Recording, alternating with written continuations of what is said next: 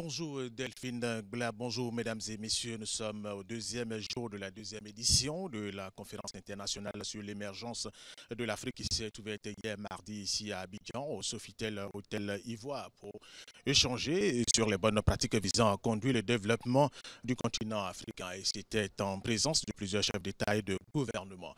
La jeunesse africaine est également de la partie. C'est elle qui doit assurer la relève. Parlons de la participation de cette jeunesse à cette conférence internationale avec notre reporter Kwasi Mamadou. La conférence internationale sur l'émergence de l'Afrique a ouvert ses portes depuis ce mardi 28 mars 2017 en présence de plusieurs chefs d'État et d'éminents spécialistes en économie et en développement durable. À côté de ces experts, une autre frange de la population, les jeunes. Ils sont venus de plusieurs pays pour participer à ce forum international, car pour eux, l'avenir du continent doit se conjuguer avec la jeunesse africaine. Une place importante n'a pas été donnée à la jeunesse. Il a fallu que certains intervenants, certains participants arrivent à souligner cela avant que les panélistes eux-mêmes essaient d'envisager la possibilité. Je pense que le tout début d'une chose, d'une émergence, tout début d'une émergence qui doit se pérenniser, doit partir de la jeunesse. Il faudrait que la jeunesse soit impliquée dans le processus de l'émergence. Favoriser l'industrialisation, favoriser l'environnement en Afrique et aider les populations, si vous voulez, à acquérir une certaine croissance. Nous avons tout en Afrique. Tout, je dis tout, parce que nous pouvons réussir sur notre continent. Nous n'avons pas besoin de se déplacer, d'aller en Europe, d'accord, pour entreprendre là-bas. C'est vraiment important pour nous, d'abord jeunes, africains, de pouvoir être la relève de demain et d'avoir dès maintenant les bases sur l'émergence de l'Afrique. Si les jeunes apprécient bien la qualité des interventions, ils dénoncent par ailleurs leur non prise en compte dans la liste des panélistes. Ils souhaitent plus de plages d'intervention pour présenter leurs attentes. Nous sommes la génération de demain, nous représentons les lits de demain et en écoutant ces personnalités-là, on accumule ce stock de connaissances et de capital humain qui nous permettra de s'appuyer sur ce stock-là pour y arriver à long terme. Au cours de ce rendez-vous sur la mise en place de politiques d'émergence du continent africain, la question de l'emploi des jeunes occupe une place importante. Outre les jeunes, les participants à cette conférence internationale sur l'émergence du continent africain étaient nombreux. Nous avons pu recueillir les avis de quelques-uns. Nous les écoutons. L'émergence, c'est toujours chercher l'excellence dans le bien-être des populations. Pour que chacun, quand il se lève chaque jour, qu'il ne se pose pas des problèmes de qu'est-ce que demain sera. Parce qu'il y a des opportunités. Et ça demande un certain nombre de conditions. Tout commence par les responsables. Quelle vision ils ont, comment ils associent les gens à la vision de la société qu'ils veulent, mais comment eux-mêmes sont un exemple, comment ils mettent en place un certain nombre de systèmes qui permettent qu'ils transforment les gens, qu'ils leur donnent confiance. On s'aperçoit aujourd'hui que l'enjeu est celui de la jeunesse et celui de lui offrir non seulement une formation, mais un avenir. Et ces éléments-là sont la condition en fait de l'émergence. Et je pense que c'est ces questions qu'il va falloir approfondir. On parle d'industrie, on parle d'électricité. Il faut ça. En même temps, moi je trouve qu'il faut de la formation et un avenir pour les jeunes. L'émergence est un processus. L'émergence est un refus de reculer. L'émergence, ce sont les possibilités que nous nous donnons tous pour avancer et faire en sorte que nous puissions avoir un développement durable dans nos différents pays. Les pays, de manière systématique, disposent de plans d'émergence qui sont très bien formulés, très bien articulés, stratégiques et tout. Mais malheureusement, le grand défi qui est le nôtre, c'est la planification et la mise en œuvre de ces plans d'émergence. Et donc, ce qui a été rappelé tout à l'heure par le ministre rwandais des Finances, qui insiste sur le fait que s'ils ont pu avancer, c'est que l'accent a été mis sur la mise en œuvre de leur plan d'émergence, mais également sur la redevabilité, parce qu'en fait, ils rendent compte, ils ont des contrats de performance au niveau local, mais qui remontent jusqu'à la présidence. Donc, tous les ministres ont des contrats de performance avec le président Kagame et ils rendent compte, n'est-ce pas, de façon systématique par rapport à la performance. Et que ceux qui ne sont pas en mesure de rendre compte par rapport aux acquis, ma foi, les mesures sont prises les concernant. Notre invitée est Mme Rosine Sori Koulibaly, elle est ministre de l'économie, des finances et du développement du Burkina Faso, n'est-ce pas madame? Tout à fait. Ok, merci d'avoir accepté notre invitation. L'émergence, les pays africains veulent émerger. L'émergence doit être adaptée aux réalités du pays, de chaque pays donc, et ne pas faire du copier-coller et surtout faire en sorte d'investir dans la résilience des institutions. C'est important. Tout à fait, c'est important. Et je voudrais d'abord vous remercier et de m'avoir invité pour pouvoir partager en fait quelques idées. Je crois que cette conférence était vraiment la bienvenue. J'avais eu l'occasion déjà de participer à la première édition qui a été lancée en 2015. Effectivement, au niveau du Burkina Faso, nous pensons que la question des institutions doit être au cœur des priorités nationales. Et le Burkina a élaboré son plan national de développement économique et social sur la période 2016-2020. Et à notre niveau, le premier axe, sur les 3 axes fondamentaux, le premier axe concerne en réalité la gouvernance. Parce que nous pensons que c'est la condition sine qua non pour avancer. Je vais revenir là-dessus. Le deuxième axe de notre plan national de développement économique et social, c'est le capital humain. C'est ressorti ici. C'est des hommes et des femmes qui vont porter le développement du pays, qui doivent être effectivement partie prenante du développement. C'est pour cela d'ailleurs que notre plan il a été élaboré de façon vraiment participative et inclusive. Mais nous avons aussi le troisième axe qui est celui des secteurs porteurs de croissance. Parce qu'on s'est rendu compte en réalité, et ça ce sont les études qui l'ont montré, que lorsque vous n'atteignez pas de façon soutenue un taux de croissance du produit intérieur brut de 7% par an, vous n'êtes pas capable d'inverser la situation de pauvreté. C'est pour cela que dans certains pays, vous avez atteint des niveaux de croissance élevés, mais qui cheminent avec la pauvreté.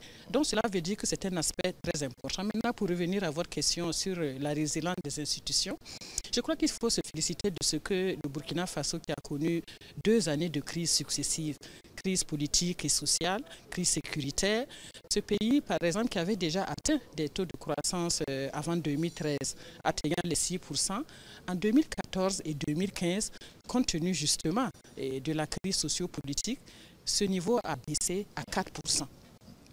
Et c'est pour cela qu'au niveau du plan national de développement économique et social, la question de la résilience des institutions, la question de la gouvernance est ressortie comme un élément important. Et je suis heureuse de vous annoncer que en 2016 seulement, compte tenu justement de ce que nous avons pu asseoir au niveau des institutions, nous nous sommes rendus compte que nous avons rattrapé le retard, nous avons fait preuve de résilience et cette année, nous allons, en tout cas 2016, nous allons terminer cette année avec un taux de croissance s'approchant de 6%. Donc cela veut dire qu'en un an, nous avons pu effectivement montrer que l'économie était résiliente. Comment?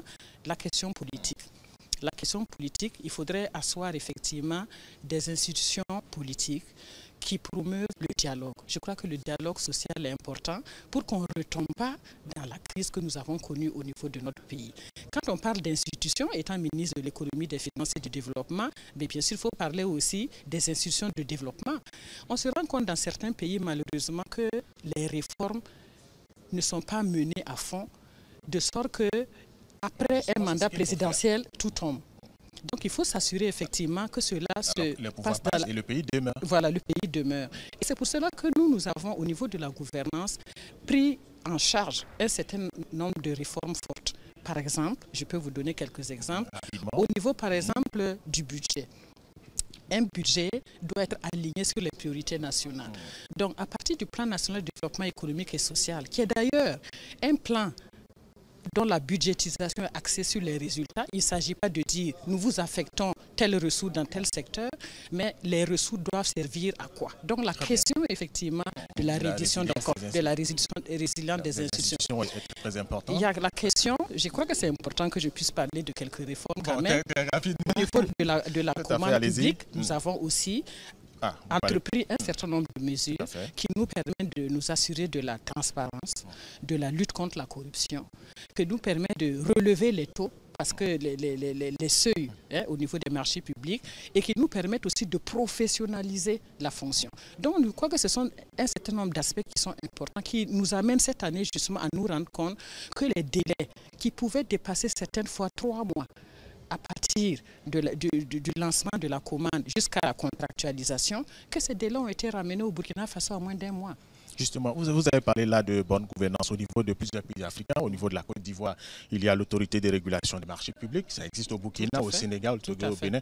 Alors ces institutions-là doivent avoir, ces structures doivent avoir des pouvoirs, doivent être vraiment indépendants pour pouvoir contrôler, comme on appelle, la prestation au niveau des marchés publics.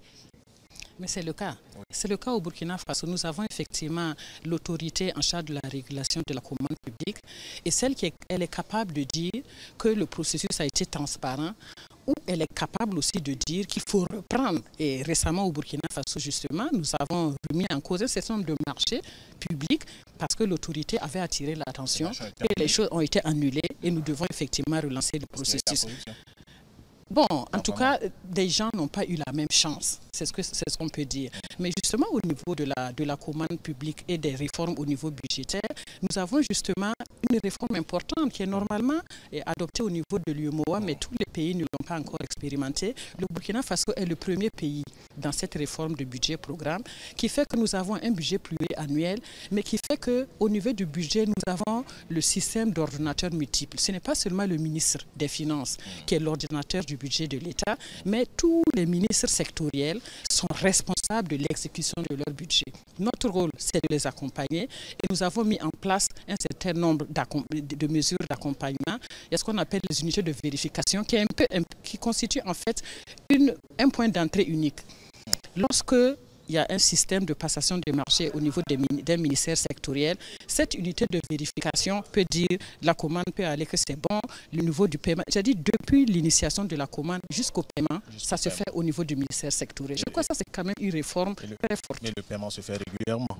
Bien sûr, ça se fait. Nous, au niveau du Burkina, on n'a pas de problème à ce niveau. Le suivi et évaluation des décisions prises lors de ces conférences, dont celle-ci par exemple, alors quel est le rôle de la société civile et le rôle des experts pour le suivi? Après les décisions prises, il faudrait que les experts puissent suivre et que la société civile puisse également contrôler l'évolution justement de l'émergence dont on parle. Mais avant, excusez-moi, avant nous allons suivre, nous avons notre reporter Alexis Ouedraogo qui est dans l'une des salles. Nous allons la retrouver si Alexis est prête. Alexis, bonjour. Bonjour Alvor, depuis dimanche, Abidjan s'affiche comme la capitale de l'émergence. Après le forum et l'ouverture hier de la conférence, ce matin, ambiance assez studieuse ici à l'hôtel Voir, où 4 sessions ont ouvert leurs portes et s'interrogent sur la planification, mise en œuvre et suivi évaluation de l'émergence, conditions de mise en œuvre des plans d'émergence, planification et financement des infrastructures pour l'émergence et enfin, émergence et urbanisation, rôle des infrastructures. Autant de sujets aussi pertinents les uns que les autres. On l'a entendu justement lors du panel sur la planification. Les États africains sur le papier disposent de plans stratégiques clairement définis. Le problème réside, lui, dans l'application sur le terrain puisqu'il est confronté au manque de rigueur, au manque de redevabilité ou encore au manque de transparence. Une situation qui empêche les populations de jouir des bénéfices que pourraient apporter si correctement appliquées étaient ces politiques. Les panels entendent donc trouver des solutions concrètes et pragmatiques à déployer sur le terrain pour que les populations soient les grandes gagnantes de ces différentes politiques. Ici à l'hôtel Ivoire, ces panels devraient refermer leurs portes sous le coup de 17 h. Merci Alexis Ouedraogo que nous allons retrouver certainement demain. Merci à vous, Madame Koulibaly. Oui, merci beaucoup. J'aimerais peut-être dire un petit mot sur le suivi et évaluation en suivant effectivement le point qui a été évalué. Juste une phrase. C'est d'abord de dire, comme je vous ai dit, que notre plan est un plan axé résultat. Par exemple, on veut multiplier par 3 la capacité en matière d'énergie, d'installation et d'infrastructures énergétiques au niveau du pays. On veut multiplier par 2 le taux de transformation de la production agricole. On veut multiplier par 2 le linéaire de routes bitumées au Burkina Faso. Donc nous avons la situation de départ. En 2015, quelle est la situation?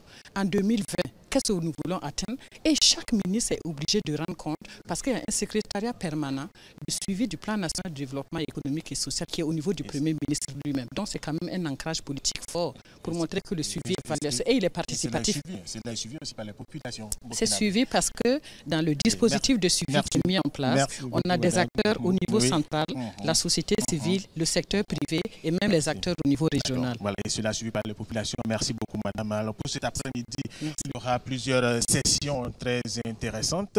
Alors, les thèmes, les transformations structurelles, inclusives et durables, l'industrialisation des économies africaines et la création d'emplois. Ce sera avec vous, Madame Rosine Sori Koulibaly, ministre de l'économie du Burkina Faso comme modérateur. On aura le rôle de l'économie numérique dans le processus d'émergence.